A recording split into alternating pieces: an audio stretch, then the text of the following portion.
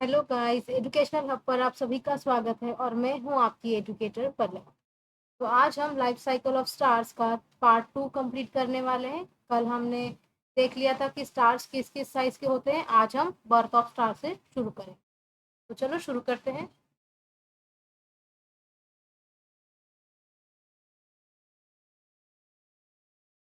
तो ये आ गया है जी, बर्थ ऑफ स्टार, यानी कि एक तारे का जन्म कैसे होता है वो देखते हैं अभी।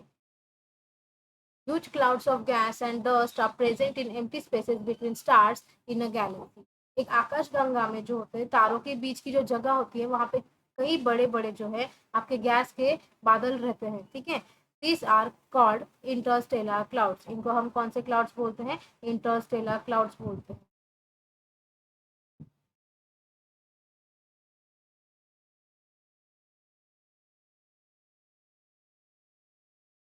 तो फिर figure 19.3 shows a picture of such clouds taken by the Hubble Space Telescope. अब 19.3 जो इमेज है,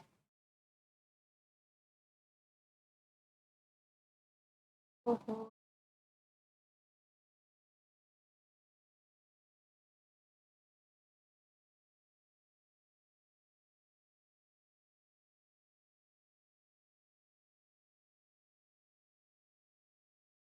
ठीक है। अब वहां पे आपको कुछ क्लाउड्स की पिक्चर दिखाए गए हैं जो हबल टेलीस्कोप से लिए गए हैं।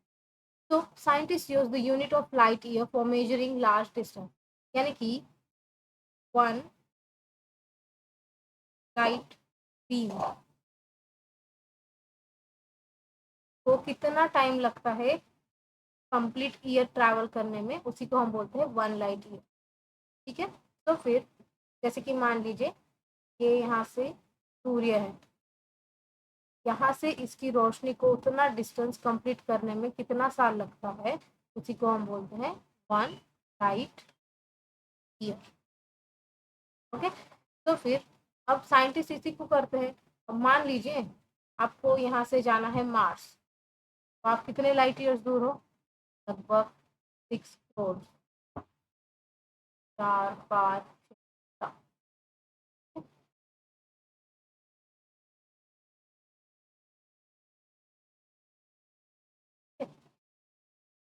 अब 6 करोड़ लाइट ईयर्स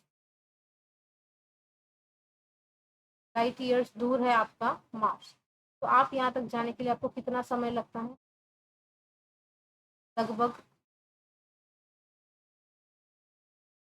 11 मंथ। तो फिर अब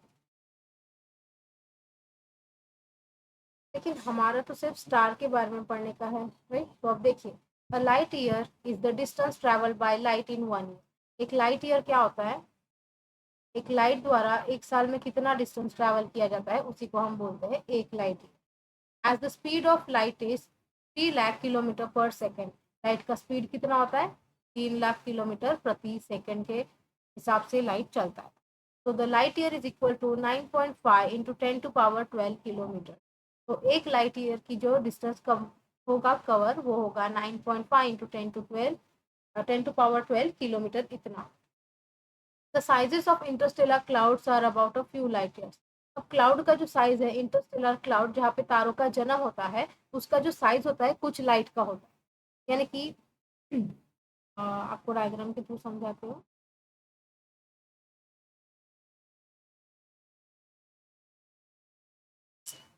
कि पेन भी ठीक से काम नहीं कर।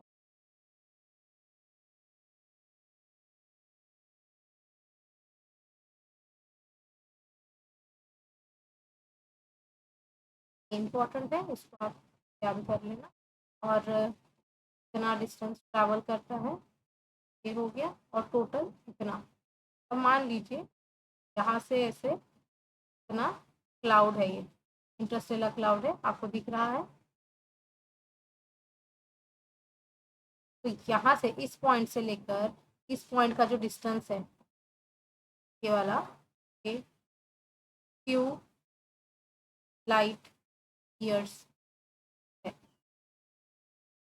यानी कि कुछ लाइट ईयर्स जितना डिस्टेंस इसको पूरा एक सिरे से दूसरे सिरे में जाने को लगेगा। अब देखिए,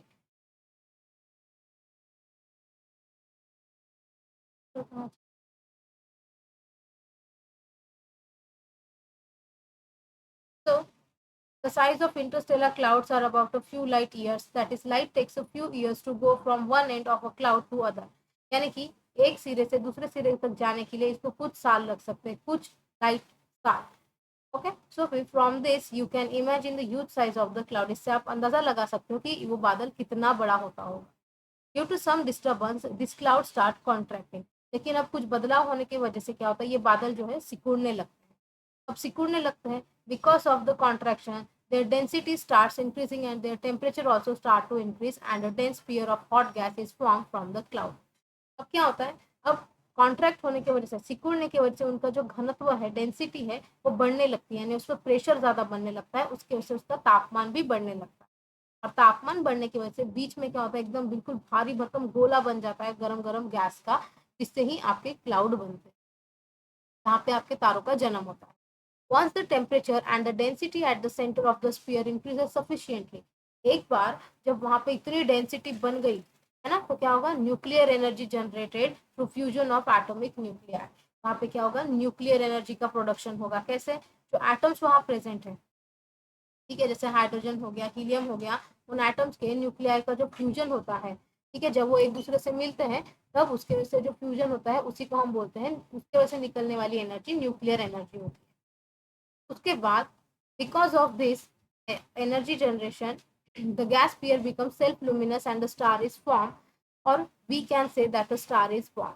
अब जो एनर्जी तैयार हो रही है वहां पे, तो क्या होता है, वहां पे वो बहुत ज्यादा चमकने लगता है, जिसकी वजह से एक तारे का जन्म हो सकता है. ठीक है. In the sun this energy is generated by the fusion of hydrogen nuclei to form helium nuclear. अब सन में क्या होता है, सन के सेंटर में जो दो हाइड्रोजन रहते हैं वो एक साथ कंबाइन होकर हीलियम बनाते हैं. ये हो गया न्यूक्लियर फ्यूजन, यानी एक हाइड्रोजन प्लस दूसरा हाइड्रोजन गिव्स हीलियम. अब चलो डायग्राम से समझते हैं.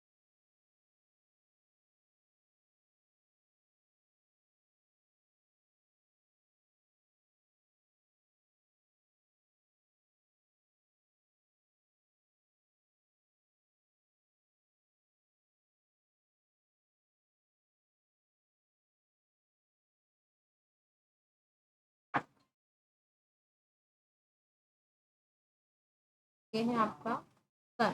ठीक है, चमक रहा है, थोड़ा सा लाइट लाइट कलर सा है, आपको दिखेगा. I hope.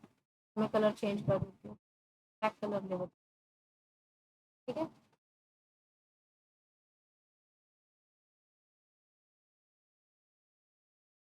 ये सन है. अब इसके अंदर कई सारे हाइड्रोजन है, हाइड्रोजन एटम्स. ठीक है, अब हाइड्रोजन H2 ऐसे कई सारे मॉलिक्यूल्स, ये क्या करते हैं, कंबाइन करते हैं, combine with each other to form helium. Okay, और क्या करते हैं, हाइड्रोजन प्लस हाइड्रोजन मिलके हीलियम बनाते हैं. ये इसके जब न्यूक्लियस होते हैं, ये एटम है, इसका ये न्यूक्लियस है, ये दूसरा हाइड्रोजन, इसका ये न्यूक्लियस. जब ये दो न्यूक्लियस मिलते हैं तब ये हीलियम बनाते हैं. या तो 1 1 2 ऐसे करके होता है न्यूक्लियर फ्यूजन. इससे जो एनर्जी जनरेट होती है वो ल्यूमिनस होती है, यानी कि शाइनी, की वजह से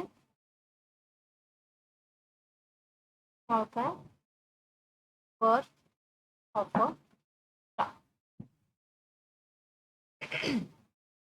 ठीक है, अब आपको ये अगर देखना है ये कैसे होता है, तो इसके लिए आपको एक जगह जाना पड़ेगा. अगर आप महाराष्ट्र में रहते हैं तो, या फिर आप चंद्रपुर डिस्ट्रिक्ट से बिलोंग करते हैं तो या फिर आपके आसपास कहीं साइंस सेंटर होगा तो वहाँ जाकर आप देख सकते हैं, आपको ये सारी चीज़ें देखने को मिलेगी। या फिर अगर आप रिवीजन ट्रैक टेलीग्राम चैनल को ज्वाइन करते हैं तो वहाँ पर भी आपको एनिमेशन मिल जाएगा कि हीलियम कैसे बनता है या फिर न्यूक्लियर फ्यूजन कैसे होता है। ठीक है, तो फिर आगे क्या बोल रहा है। This means that the hydrogen at the center of the star acts as a fuel and energy is generated by the burning of this fuel. अब जो सूर्य के बीचों बीच हाइड्रोजन प्रेजेंट है वो वहां पे ईंधन का काम कर रहा है, आपके फ्यूल का। जैसे आपकी गाड़ी आपके पेट्रोल के बिना नहीं चलती, आपका सूरज जो है हाइड्रोजन के बिना नहीं चमक सकता, आपको रोशनी नहीं दे सकता। और जब हाइड्रोजन का कन्वर्शन हीलियम में होता है और एनर्जी बनती है, उसी की वजह से आपको सूरज से इतना रोशनी आते हुए दिखाई देता है, इतना चमकता हुआ सूर्य आपको देखने को मिलता है। तो नेक्स्ट ये है आपका इंटरस्टेलर क्लाउड्स का इमेज, इमेज 1 19.3, जिसकी अभी पीछे पैराग्राफ में मेंशन हुआ था। देखो कितना, यानी इस पॉइंट से लेकर दूसरे पॉइंट तक जाने के लिए फ्यू लाइट ईयर्स का टाइम पीरियड लगता है। देखो कैसे रहता है। ये जो इमेज है ये हबल टेलीस्कोप से लिया गया है। ये देखिए न्यूक्लियर फ्यूजन, ये एक हाइड्रोजन एटम है, ये दूसरा हाइड्रोजन एटम है, इनके न्यूक्लियस जब मिलते हैं तब हीलियम का फॉर्मेशन होता है और फिर उससे आपका सूरज जो है चमकता हुआ दिखता है और तारे का जन्म ऐसा होता है। ठीक है, अब देख लो ये कितना चमक रहा है और तारा फिर इसमें से पैदा होता है। अब देखो, do you know light takes about 1 second to reach us from the moon while it takes 8 minute to reach us from the sun. यानी कि चांद से पृथ्वी तक जो है रोशनी आती है उसको आने के लिए सिर्फ 1 सेकंड का समय लगता है। कितना, 1 सेकंड। और वही सूर्य से जो रोशनी आती है उसको हमारे पृथ्वी तक पहुंचने के लिए 8 मिनट का समय लगता है। It takes 4.2 years to reach us from the star Alpha Centauri, which is the star closest to the sun. ठीक है, और जो अल्फा सेंटोरी तारा है वहां से हमारे पृथ्वी तक जो लाइट आती है उसको आने के लिए लगभग 4.5 साल यानी 4.2 years का टाइम पीरियड लगता है, जो कि हमारे सूर्य के सबसे करीबी तारा माना जाता है। कौन सा? Alpha centauri. ठीक है, नाम अच्छे से सुन लीजिए, alpha centauri which is the star closest to the sun. ये तारा हमारे सूर्य के सबसे करीबी है, आपको रात को दिखाई भी देता है अगर आप देखना चाहे तो। अगर आपको स्टार्स को आइडेंटिफाई करना है तो उसके लिए एक एप्लीकेशन आता है जो आप अपने फोन में डाउनलोड कर सकते हैं, जिसका नाम है स्टेलारियम या फिर स्काई व्यू। इन दो ऐप की मदद से आप तारों के नाम और आइडेंटिफिकेशन करवा सकते हो। नेक्स्ट क्या बोल रहा है, when a gas pair contracts, जब एक गैस का जो गोला है सिकुड़ता है उसका तापमान काफी हद तक बढ़ जाता है। This happens because of transformation of its gravitational potential energy into heat energy. अब ऐसा क्यों होता है? उसका जो गुरुत्वाकर्षण एनर्जी होता है उसका कन्वर्शन हीट एनर्जी में होने की वजह से उसका तापमान काफी हद तक बढ़ जाता है और एक तारा जो दिखने में बहुत सुंदर सा होता है वो बहुत ज्यादा गर्म रहता है। तो देखिए, more than one star can be produce by the contraction of a huge Interstellar cloud.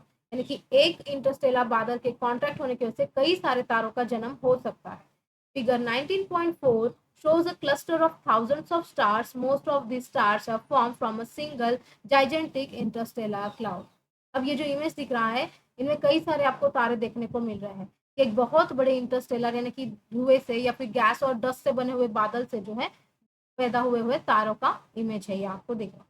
A large cluster of stars, most of these stars are formed from a single interstellar cloud. अब देखो, what is mean by balance and unbalance forces. Force chapter तो आपने पढ़ा ही होगा, तो इसका क्या मतलब है? बैलेंस होना और अनबैलेंस होना। तराजू देखा है आपने? तराजू देखा है कैसे रहता है तराजू? तो ड्रॉ करें तराजू, थोड़ा सा ऐसे तैसे बनाने की कोशिश करते हैं।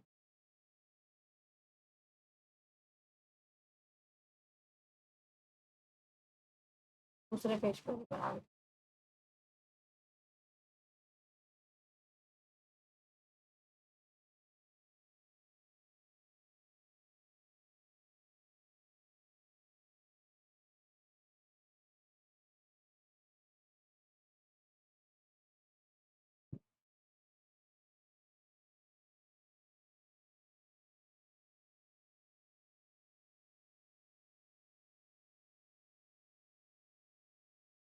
मैं भी भूल चुकी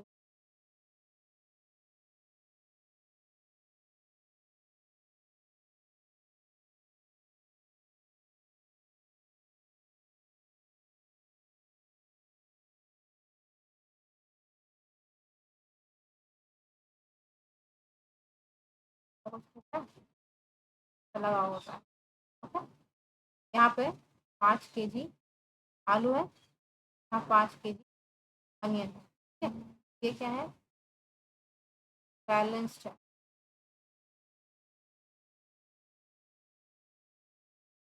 वहीं अगर ऐसा हो जाए कि इधर मैं 10 किलो रख दूँ और इधर 5 किलो रख दूँ, ये कहाँ नीचे चले जाएगा और ये ऊपर चले जाएगा, ये अनबैलेंस्ड है। ओके, तो फिर अब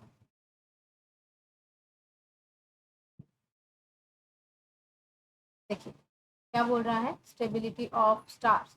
अब एक तारा कैसे स्टेबल होता है, वो कैसे अपनी जगह पर फिक्स रहता है, वो हिलता क्यों नहीं है। ठीक है, सुनो क्या बोल रहा है, if we burn an incense stick, stick, incense stick in one corner of a room, the fragrance spread all over the room instantaneously।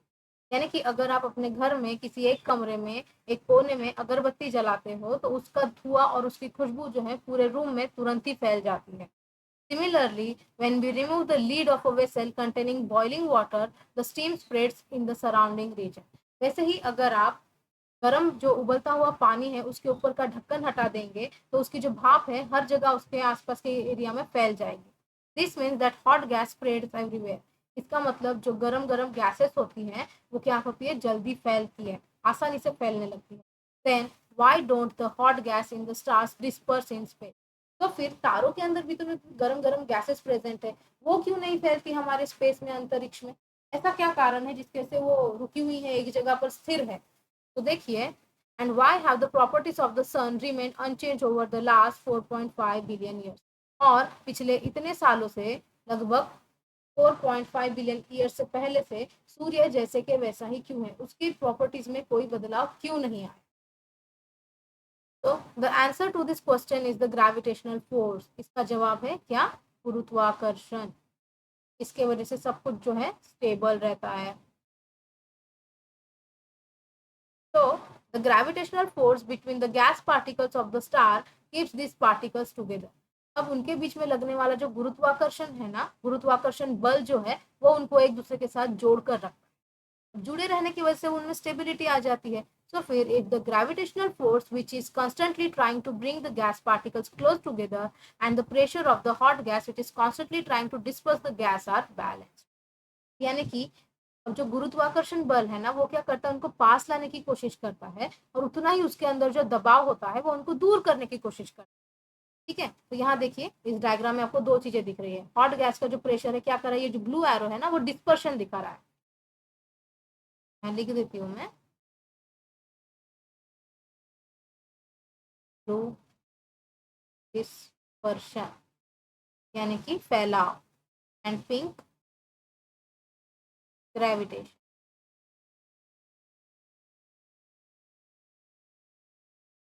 ठीक है, अब ये क्या कर रहा है, जोड़ने का काम कर रहा है ये, और फैलाने का काम कर रहा है ये।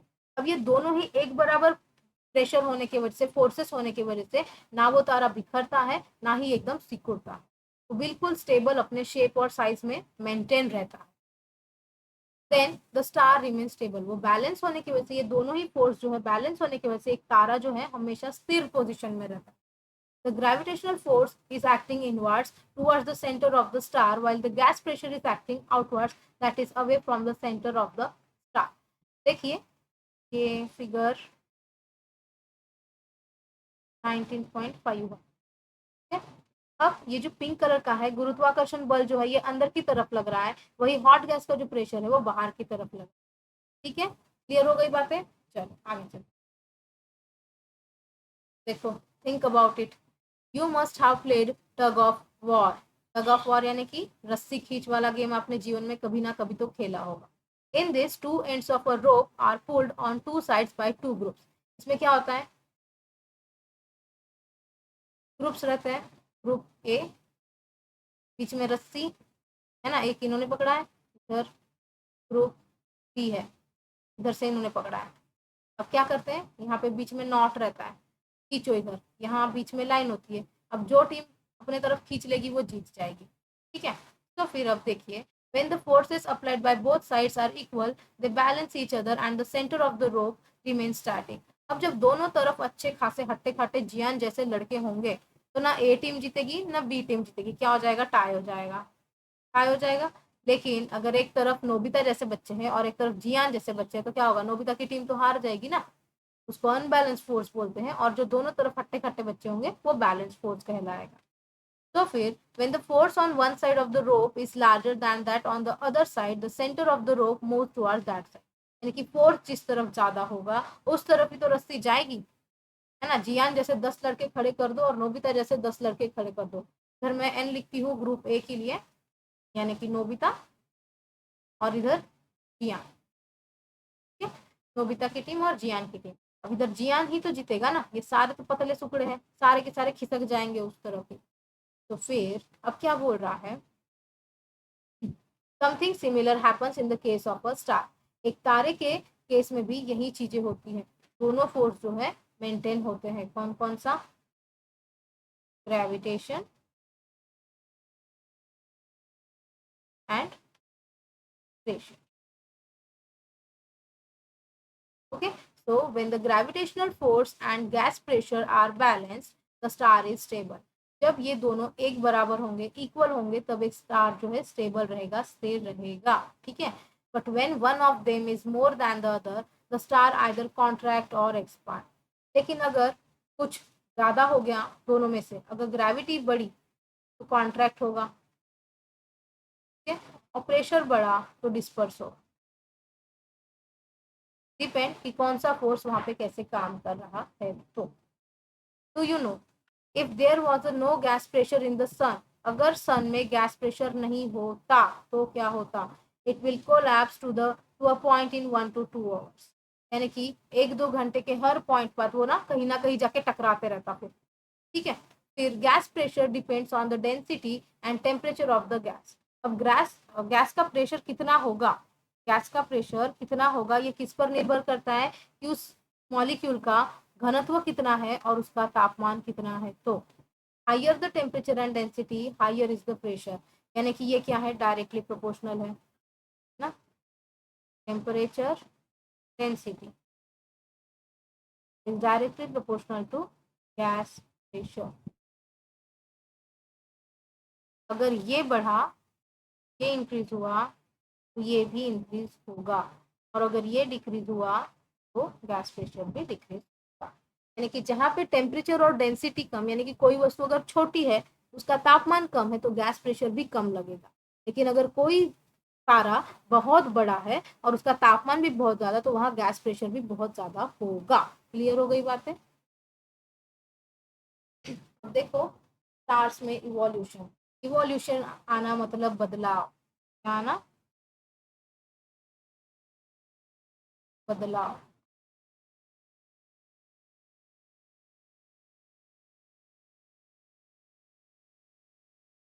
चेंजेस बोल सकते हैं simply,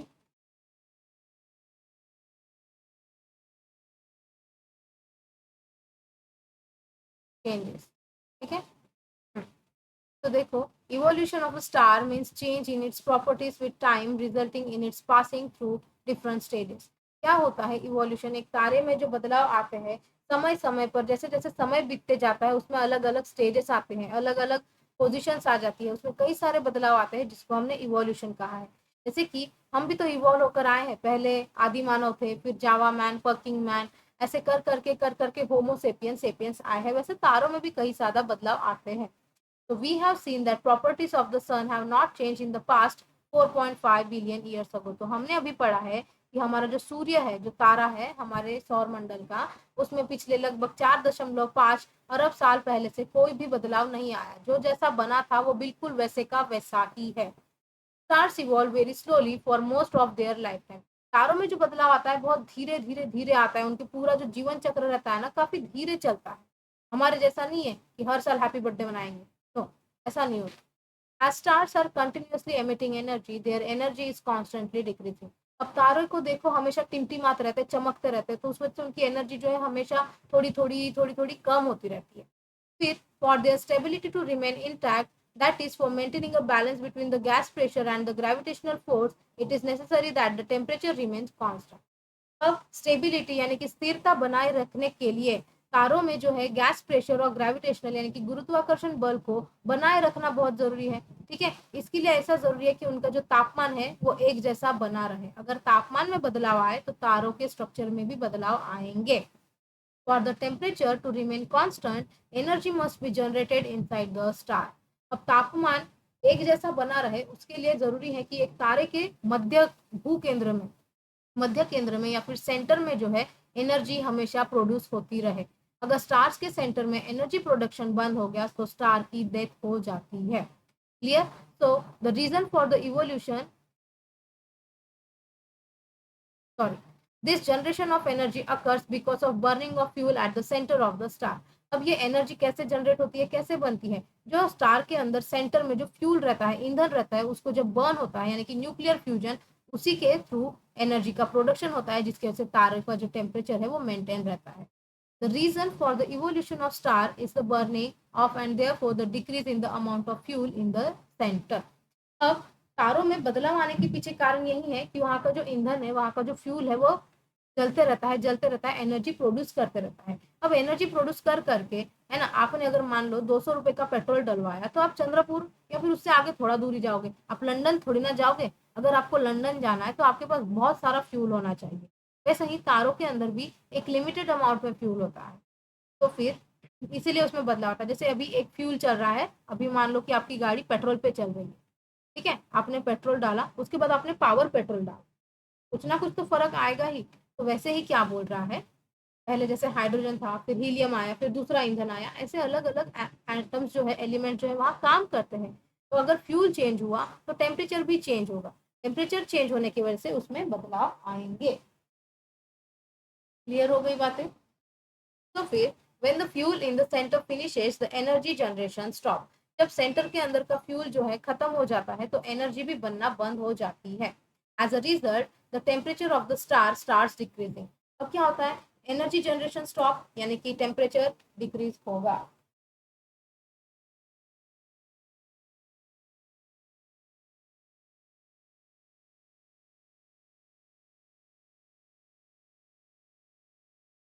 Due to the decrease in temperature, the gas pressure decreases and the balance between gas pressure and gravitational force cannot be maintained।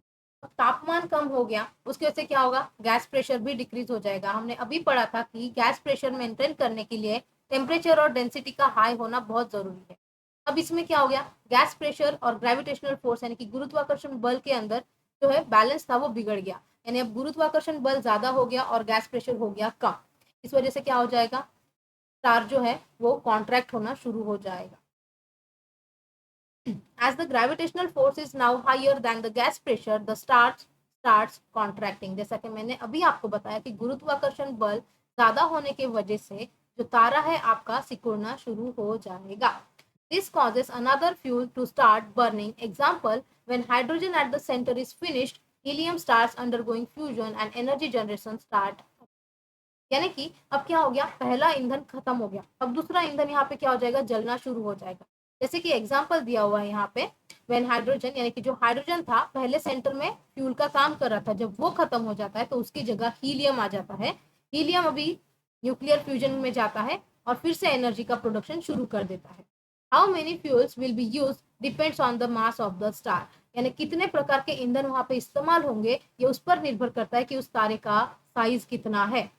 Clear? चलो आगे देखते हैं।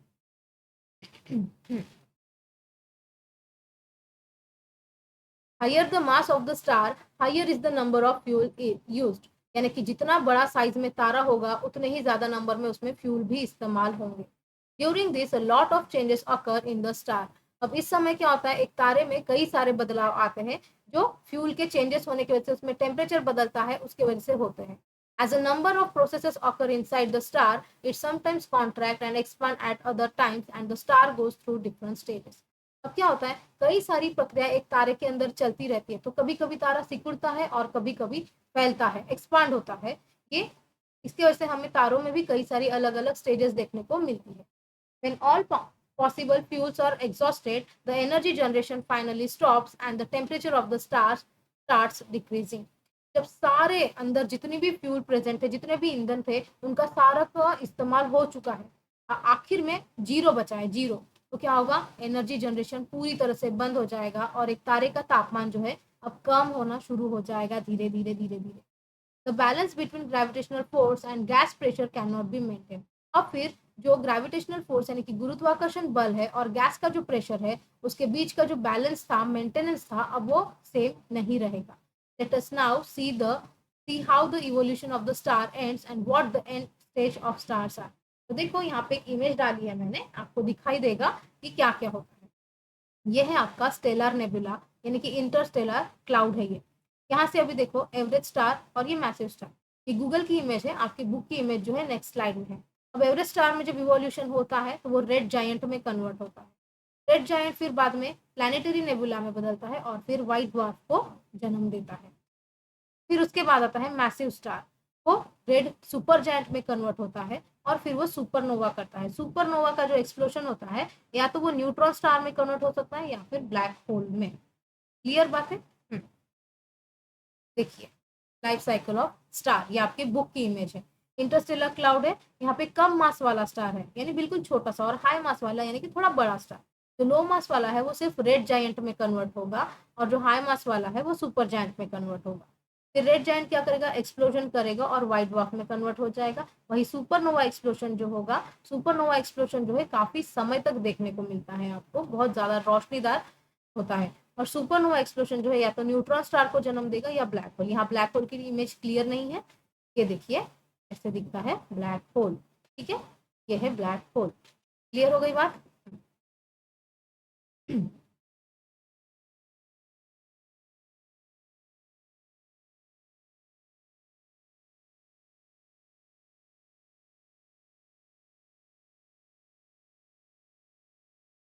क्या पढ़ा अभी? Birth of stars, right? में आपने क्या पढ़ा? Stars were taken place in interstellar clouds. Okay, point one. Point two क्या बोला? Fuels are required for maintain the temperature।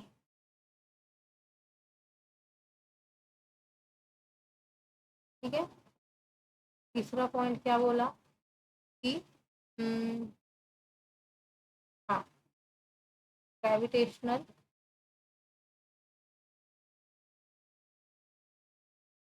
Force and gas pressure should be equal. ठीक है,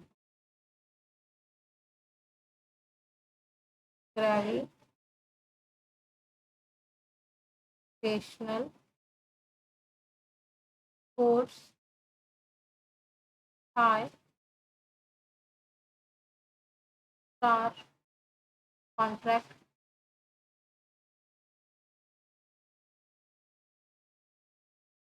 gas pressure high star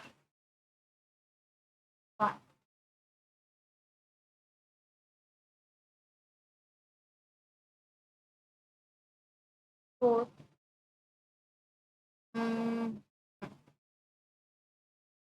hydrogen and helium used as food। पांचवा क्या बोला है?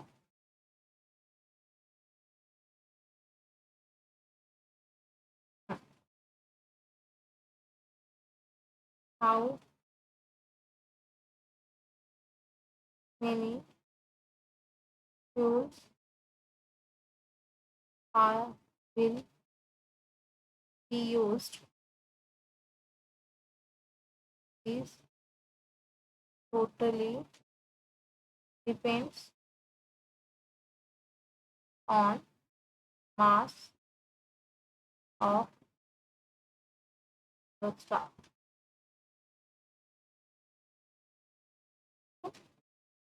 ये कुछ शॉर्ट पॉइंट्स है, आप नोट कर लें। ठीक है, आगे चलते हैं।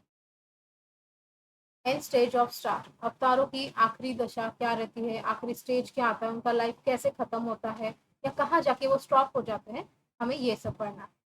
तो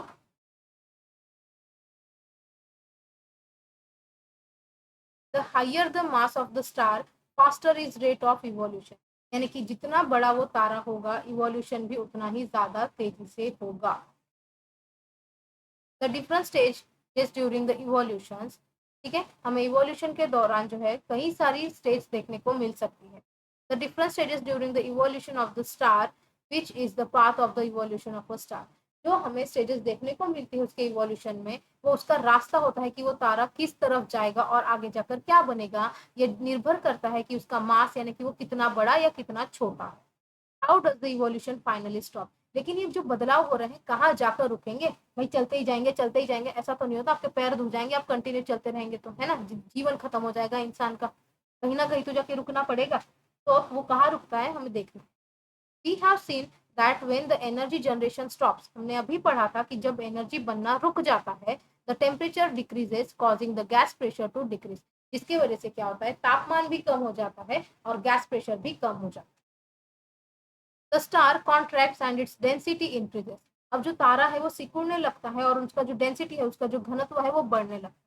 ठीक है, when the density become very high some new types of pressures are generated which do not depend on the temperature of the gas, जब उसका घनत्व बहुत ज्यादा बढ़ जाता है तब क्या होता है कई और प्रकार के जो प्रेशर है वहां पे बनने लगते हैं जो कि तापमान से बिल्कुल भी जुड़े नहीं होते। In such case, the gas pressure remains constant even after the energy generation stops completely. ऐसे में क्या होता है जो गैस प्रेशर है वो हमेशा के लिए सेम बन जाता है जबकि एनर्जी बनना बंद हो जाए। The temperature of the gas goes on decreasing, लेकिन क्या होता है जो तारे का तापमान है वो कम होने लगता है। The stability of a star can remain intact forever and this can be considered as the end stage of the star.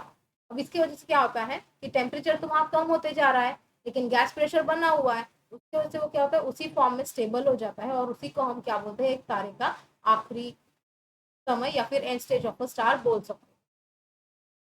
There are three ways of evolution of stars depending on their initial mass, अब यहाँ पे जो है तीन रास्ते हैं कि एक तारा कहाँ जाकर खत्म हो सकता है उसके शुरुआती साइज के हिसाब से।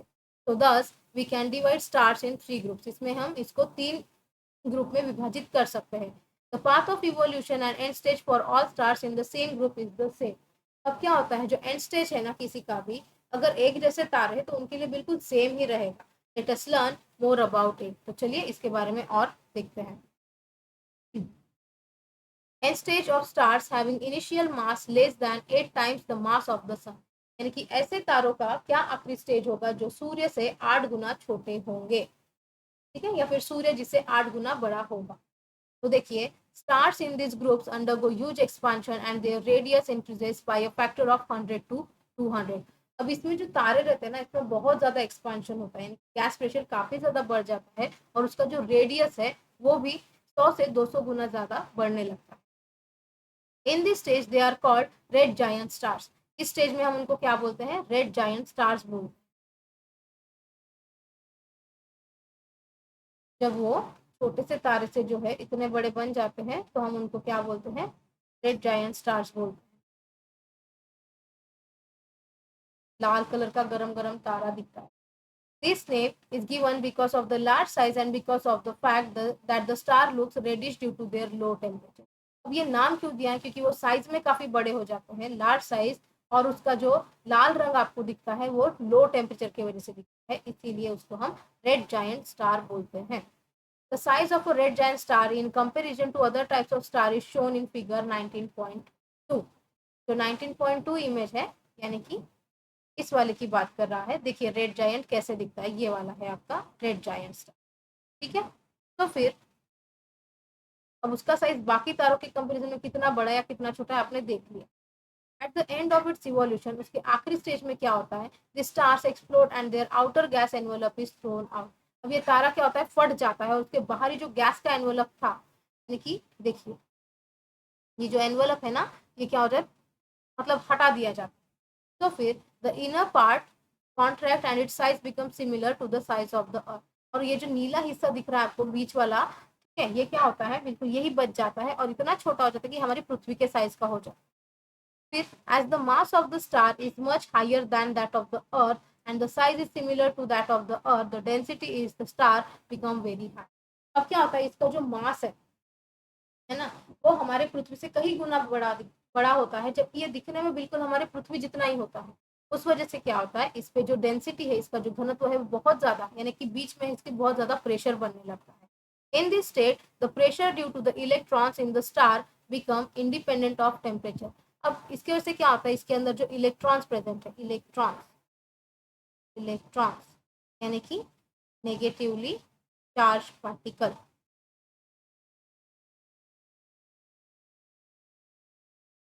ठीक है। इलेक्ट्रॉन्स क्या होते हैं, नेगेटिवली चार्ज पार्टिकल्स होते हैं। उनको फिर टेम्परेचर का कोई लेना देना नहीं है, टेम्परेचर का कोई लेना देना नहीं है। भैया तू रहे चाहे तू मत रहे, हम अपना काम करते रहेंगे, ऐसा वाला काम नहीं। And is able to balance the gravitational force forever. और ये इलेक्ट्रॉन्स ही क्या करते हैं, ग्रेविटेशनल फोर्स को मेंटेन करने का काम करते हैं, ग्रेविटेशनल फोर्स को मेंटेन करने का काम यही करते हैं हमेशा के लिए। In this state the star looks white and due to its small size it is called a white dwarf. अब इसकी वजह से क्या होता है, ग्रेविटेशनल फोर्स के से कॉन्ट्रैक्ट होने लगता है और आपको थोड़ा सा सफेद कलर का दिखता है, इसीलिए हम इसको व्हाइट ड्वार्फ बोलते हैं। After this its temperature keeps decreasing but its size and mass remain unchanged forever and so white dwarf is the end stage of stars in this mass range। अब क्या होता है, इसके वजह से इसका जो तापमान है कम होते रहता है, लेकिन उसका साइज और उसका मास जो है वो बिल्कुल सेम रहता है, वो कभी नहीं बदलता। इसीलिए इस प्रकार के जो तारे हैं जो सूर्य से 8 गुना छोटे हैं, उनका आखिरी का जो स्टेज होगा वो होगा व्हाइट ड्वार्फ, ठीक है। जो हमने एनिमेशन देखा था उसमें फिर से है, एक बार लास्ट में वो एनिमेशन में फिर से चला दूंगी। So, do you know when the sun will become a red giant? हमारा जो सूर्य है वो कब जाके रेड जायंट बनेगा? Its diameter will increase so much that it will swallow Mercury and Venus। वो इतना गुना बड़ा हो जाएगा कि वो मर्क्यूरी यानी कि planet 1 और planet 2 को अपने अंदर समा लेगा। It is possible that the earth will also be absorbed by the sun। ऐसा हो सकता है, ऐसे चांसेस है कि आपका जो अर्थ प्लैनेट है ये भी सूर्य के अंदर समा जाए। It will take 4 to 5 billion years for the sun to reach this state। यानी कि लगभग अभी भी 4 से 5,000 लाख साल बाकी है कि हमारा सूर्य जो है रेड जाइंट में कन्वर्ट हो। क्लियर हो गई बातें। सेकेंड है end stage of stars having mass between 8 and 25 times the mass of the sun. यानी कि ऐसे तारे जो सूर्य से 8 गुना छोटे हैं या तो 25 गुना बड़े, ठीक है। तो फिर देखो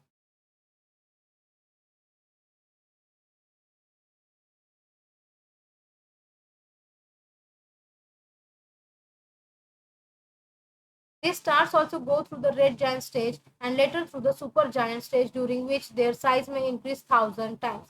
अब ये जो तारे होते हैं ना, ये क्या होता है, इनमें भी पहले समझो ये तारा है, फिर आया रेड जायंट, फिर आया सुपर जायंट और उसके बाद इसका साइज कितना बढ़ जाता है, 1,000 टाइम्स, 1,000 टाइम्स इसका साइज बढ़ जाता है। Huge explosion called the supernova explosion. यहाँ पे जो बड़ा सा ऐसे ब्लास्ट होता है ना, उसको हम सुपरनोवा एक्सप्लोशन बोलते हैं। Which occurs at last is very powerful and so much energy is given off that we can see the star during the day also. ये जो एक्सप्लोशन होता है, ये जो ब्लास्ट होता है ना, इतना पावरफुल और इतना स्ट्रांग होता है कि ये आपको दिन के समय भी बड़ा क्लियरली दिखाई दे सकता है। The central portion which is left behind after the explosion, यानी कि ब्लास्ट होने के बाद जो बीच का हिस्सा बच जाता है, वो क्या होता है, contracts and its size become as small as about 10 kilometre. वो कॉन्ट्रैक्ट होने लगता है, सिकुड़ने लगता है और उसका साइज जो है, अगर वो 1,000 गुना पहले बड़ा था, अब वो सिर्फ 10 किलोमीटर का रह जाएगा। यानी कि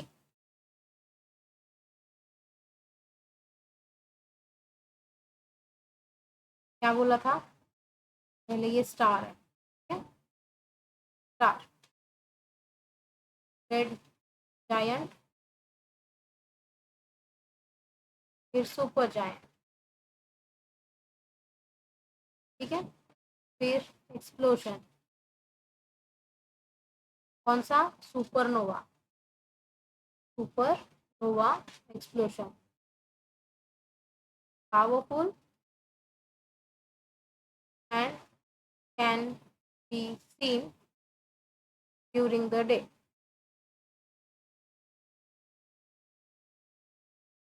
Also, ठीक है। अब सुपरनोवा एक्सप्लोजन के पहले इसका साइज जो है, size 1000 times bigger. After explosion क्या होता है, ओनली 10 किलोमीटर, यानी ये जो इतना हिस्सा है ये सिर्फ कितना बचा, 10 किलोमीटर का हिस्सा बच जाता है, समझे, तो इतना बड़ा था, यहाँ पे आके वो इतना बड़ा हो गया, ओके, और वो कितना बचा, सिर्फ इतना बचा। क्लियर हो गई बातें। तो फिर क्या बोल रहा है, 10 kilometre. In this state the stars are completely made up of neutrons and are called neutron star. इस स्टेज में जो तारे होते हैं वो किससे बने होते हैं, न्यूट्रॉन से, ठीक है। न्यूट्रॉन यानी कि न्यूट्रल चार्ज, यानी कि नो पॉजिटिव नो नेगेटिव, ऊपर लिख देती हूँ, neutron is equal to no charge और न्यूट्रल, ठीक है। इसीलिए इसके बाद जो तारा बनता है आखिरी में जो बच जाता है उसको हम न्यूट्रॉन स्टार्स बोलते हैं। The pressure of this neutrons is independent of temperature, इन्हें भी टेम्परेचर का कोई लेना देना नहीं, भैया वो अपने रास्ते में अपने रास्ते, अपना ब्रेकअप हो गया ऐसा बोलते हैं वो, चलो निकलो यहाँ से। And is capable of balancing the gravitational force forever, और इनमें भी वो क्षमता होती है कि ये ग्रेविटेशनल फोर्स यानी कि गुरुत्वाकर्षण बल को जो है हमेशा बनाए रखते हैं। Neutron star is the end stage of the stars, इस प्रकार के जो तारे होते हैं उसका आखिरी का जो स्टेज होता है वो है न्यूट्रॉन स्टार्स। आई होप आप सभी को ये चीजें समझ में आ रही होंगी। आपको ये चैप्टर का पार्ट 1 देखना पड़ेगा तभी आप पार्ट 2 समझ सकते हो। देखो डू यू नो, है ना, कितना अच्छे से सोच रहा है, डू यू नो बोल के इसकी हम आंखें बना देते हैं प्यारी प्यारी, और एक मुस्कान अच्छी सी हंस दिया, तो आप भी हंस लो थोड़ा सा, हंसना अच्छा होता है सेहत के लिए।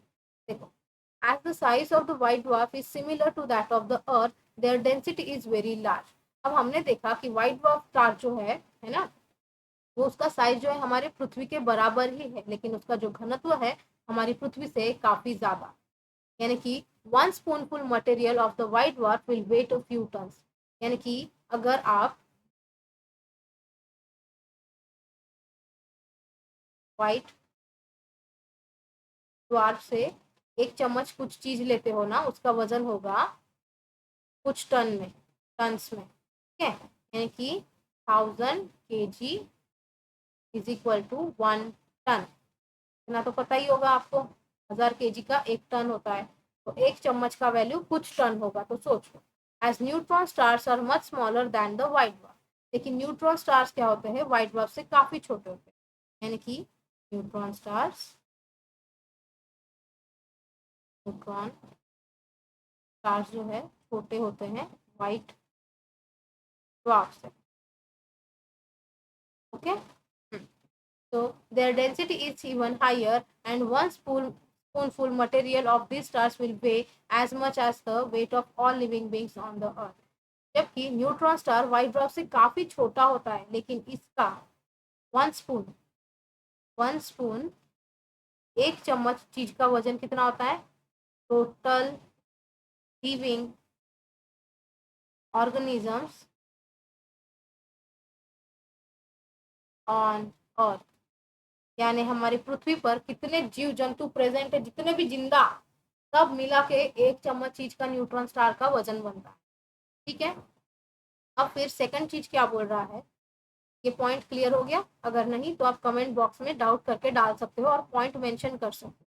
तो फिर a star in our Galaxy exploded about 7500 years back, हमारी जो आकाशगंगा है यहाँ पे लगभग 7500 यानी कि 7500 साल पहले जो है एक्सप्लोड हुआ था, ब्लास्ट हुआ था, As the star is about 6,500 light years away from us, the light emitted in the explosion took 6,500 years to reach. यानी कि ये जो तारा था ना हमसे 6,500 लाइट वर्ष दूर था, जिसकी वजह से उस एक्सप्लोशन के बाद, उस ब्लास्ट के बाद, उस तारे की जो रोशनी हम तक आने के लिए 6,500 साल जितना समय लगा. It was first seen on the earth by the Chinese in the year 1054. ऐसा एक्सप्लोजन जो है पहली बार किसी चाइनीज ने हमारी पृथ्वी पर देखा था. कब? साल 1054 में. It was so bright that it could be seen during the day also for 2 years. वो जो एक्सप्लोजन हुआ था वो लगभग 2 साल तक देखा गया पूरे दिन में भी. After 1,000 years of the explosion, इस ब्लास्ट के 1000 साल बाद, the gases emitted during the explosion are seen to be expanding with velocities higher than 1,000 km per second. यानी कि एक्सप्लोजन के 1000 साल बाद उसमें जो गैसेस निकली एक्सप्लोजन के बाद वो अब फैलती हुई दिखी. कितनी स्पीड से? 1000 किलोमीटर प्रति सेकंड की स्पीड से वो फैलती हुई नजर आई थी. आई होप आपको ये पॉइंट भी क्लियर हो गया होगा. देखिए, and stage of stars that having mass larger than 25 times the mass of the sun. यानी कि ऐसे तारे जो 25 गुना बड़े हैं सूर्य. ठीक है, तो फिर these stars evolve like the stars in the second group, but after the supernova explosion, no pressure is capable of balancing their huge gravitational force and they continue contracting forever. अब क्या होता है इन तारों में? पहले जैसे तारे हुए वैसे ही होता है. रेड जायंट, सुपर जायंट, उसके बाद सुपरनोवा एक्सप्लोशन. ठीक है, तो फिर अब इतना एक्सप्लोशन होने के बाद वहां पे कोई प्रेशर बचता ही नहीं है कि उसके ग्रेविटेशनल फोर्स यानी गुरुत्वाकर्षण बल को संभाल सके. तो वो हमेशा के लिए जो है कॉन्ट्रैक्ट होना शुरू हो जाता है, क्योंकि ग्रेविटेशनल फोर्स जहां होगा वहां हमेशा कॉन्ट्रैक्टिंग ही देखने को मिलेगा. तो as their size become smaller, अब उनका साइज क्या होता है? छोटा होने लग जाता है. smaller, their density and their gravitational force increases tremendously. अब क्या होता है? उसका साइज जो है छोटा होने लगता है तो उसका घनत्व और गुरुत्वाकर्षण बल जो है एकदम से बढ़ने लग जाता है. बिल्कुल उसके बीच में इतना प्रेशर बन जाता है कि वो कोई नहीं संभाल सकता. All nearby object gets attracted toward these stars and nothing can come out of them, not even light. अब क्या होता है? इतना फोर्स होने की वजह से सारी चीजें जो है उसकी तरफ आकर्षित होने लगती है. सब क्या सब उसमें चले जाता है, समा जाता है. इवन लाइट भी उसमें जाती है तो कुछ भी वापस नहीं आ सकता. Also, any light falling on these stars does not get reflected and get absorbed inside the star. अगर ऐसे तारों पर अगर कोई लाइट गिर भी रही होगी तो वो दूसरे तरफ अपना डायरेक्शन नहीं बदल के रिफ्लेक्ट नहीं हो सकती है, वो उसके अंदर एब्जॉर्ब कर ली जाती है. So thus we cannot see the star at all but can probably see a minute black hole at its place. हमें ये तारा दिखाई नहीं देता लेकिन उसके जगह हम एक छोटा सा काला कलर का छिद्र या फिर ब्लैक होल जिसको हम बोलते हैं, जिसमें सारी दुनिया समा सकती है, वही ये बनता है. This end stage of the star is therefore called a black hole. तो ऐसे तारों का जो आखिरी स्टेज होता है उसको हम बोलते हैं black hole. Thus, we have seen that depending on mass, there are 3 paths of evolution and 3 end stages of stars. तो अभी तक जितना पढ़ा उससे हमें ये समझ में आया कि किसी स्टार के मास के ऊपर डिपेंड करता है कि वो किस तरह से इवोल्यूशन करेगा और उसका लास्ट स्टेज क्या होगा. यहाँ एक टेबल दिया हुआ है, उसमें बताया है. अगर कोई तारा सूर्य से 8 गुना छोटा होगा तो उसका एंड स्टेज होगा व्हाइट ड्वार्फ. और अगर किसी तारे का जो मास है वो 8 से 25 गुना के बीच में होगा तो वो न्यूट्रॉन स्टार में कन्वर्ट होगा. और अगर कोई तारा 25 गुना बड़ा है सूर्य से तो वो सीधा ब्लैक होल में कन्वर्ट हो जाएगा. ठीक है, आज के लिए बस इतना ही. ये चैप्टर यही डन होता है गाइस. नेक्स्ट चैप्टर के लिए आपको अपडेटेड रहना पड़ेगा. Stay tune with educational hub. Channel को सब्सक्राइब करना ना भूले. लाइक शेयर कमेंट जरूर कीजिए, अपने दोस्तों को भी बताएं और अपने एग्जाम पर फोकस कीजिए. Thank you guys, bye bye, take care.